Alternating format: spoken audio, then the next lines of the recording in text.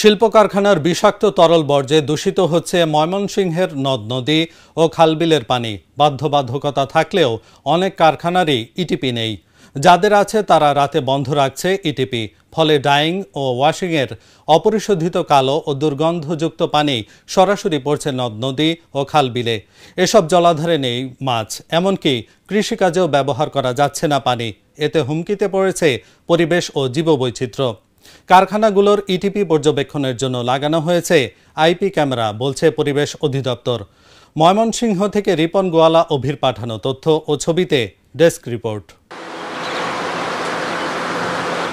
ঢাকার সাথে সহজ যোগাযোগ ও শ্রমিক সহজলভ্যতার কারণে ময়মনসিংহের ভালুকা ও ত্রিশালে গড়ে উঠেছে ছোট বড় অসংখ্য শিল্প কারখানা। এসব কারখানার বর্জ্য পরিশোধনের নিয়মনীতি থাকলেও তা মানছেন না শিল্প প্রতিষ্ঠানগুলো। সরকারি নিয়ম থাকলেও অনেক কারখানায় ইটিপি নেই, আবার অনেক কারখানা রাতে বন্ধ রাখছে ইটিপি।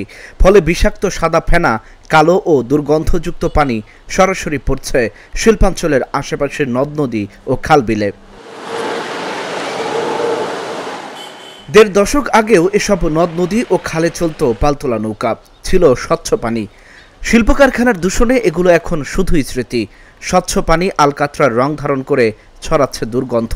নেই মাছ, জলাধারের পানি কৃষিকাজে ব্যবহারের অনুপযোগী হয়ে পড়ছে। পানির স্পর্শে দেখা দিচ্ছে চর্মরোগ। এই পানিটা ফ্যাক্টরির কারণে নোংরা পরিবেশ থাকে, পানিটা কালো কুচকুচা হয়ে যায়। বৃষ্টি পড়লে বেশি পানি হয়ে যায়, ওই সময় একটু ফসা হয়, একটু কালার আসে, এমনি নোংরা গন্ধ, মানে পানিটা অনেক বৃষ্টি গন্ধ করে। বৃষ্টির কারণে ক্ষেত পালা আবাদ করা যায় না। এই নোংরা পরিবেশের কারণে ঘাস পর্যন্ত মারা যায়, গরু ছাগল অসুস্থ। এই নদীর পানিতে গোসল তো দূরের কথা, আমরা যদি হাত পাও ধুই তাহলে হাত পায়ে চুলকানি বা অ্যালার্জি শুরু হয়ে যায়। আর এই নদীর দুই পাশে যেহেতু ফসলি জমি, আমরা যদি এখান থেকে সেচ প্রকল্প হিসাবে সেচ করে জমিতে পানি দেই তাহলে সেই জমির যে ফসল উল্টা আরও মারা যায়, কারণ এই নদীর পানি অনেক দূষিত। এখান থেকে আমরা গাড়ি নিয়ে আসা যাওয়া করি, পানির দুর্গন্ধে আমাদের সমস্যা হয়।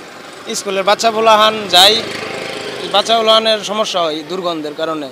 পানিটা প্রচুর গন্ধ আসে, ময়লা পানির, কাপড়ের পানি, সব কোনি মেডিসিন মারা পানি এই নদী দিয়ে আসলে পরে এই যাওয়া আসা করা যায় না। মনে করুন যে বাসা বাড়িতে অনেক সময় বাজারেও মাছ পাওয়া যায় না, একটা জাল লয়ে আইলে মনে করেন দুলাদলি মাছ যাই হচ্ছে ভালো সুস্বাদু লাগছে মাছ, কিন্তু অন্য মাছ দূরের কথা পোকামাকড়ও নাই, কি খাইব কি খাওয়ায় পোলাপান।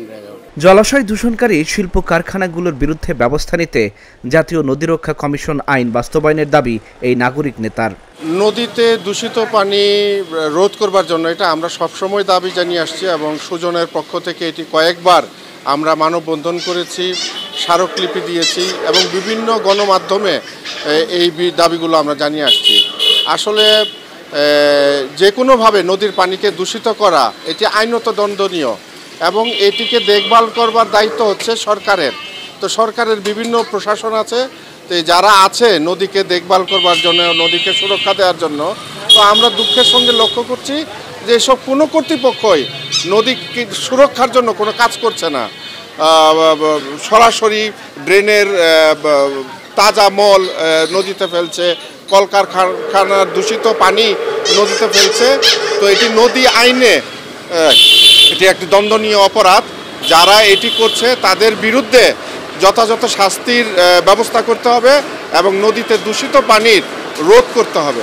শিল্পাঞ্চলে পানি দূষণ রোধে আইপি ক্যামেরা দিয়ে পর্যবেক্ষণ করা হচ্ছে কারখানাগুলোর ইটিপি। প্রয়োজনে নেওয়া হচ্ছে আইনি ব্যবস্থা, বললেন এই কর্মকর্তা। আমরা যখন ভিজিটে যাই, বিশেষ করে দিনের বেলায়, তখন তারা কিন্তু তাদের ইটিপি করে চলে, কিন্তু অনেক সময় রাত্রেবেলায় তারা ইটিপি বন্ধ রাখে। তো এটা আসলে রাত্রিবেলায় অনেক সময় মনিটরিং করা আমাদের জন্য বেশ কষ্টসাধ্য হয়ে যায়।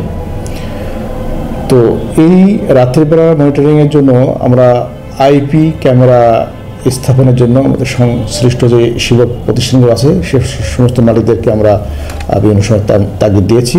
আমরা সেখানে মোবাইল কোড করতে পারি আমরা কয়েকটা ইস্যুতে, এবং সেখানে আমরা এনফোর্সমেন্ট কার্যক্রম করতে পারি। সেখানে আমরা বিদ্যুৎ এবং গ্যাস সংযোগ বিচ্ছিন্ন করতে পারি এবং একই সাথে সেখানে আমরা ক্ষতিপূরণও আদায় করতে পারি। আধুনিক নগরায়নের নামে পরিবেশ ধ্বংসকারী শিল্প কারখানার বিরুদ্ধে কঠোর হবে সংশ্লিষ্ট কর্তৃপক্ষ, এমনটাই প্রত্যাশা ময়মনসিংহবাসীর। Dhaka Journal news desk.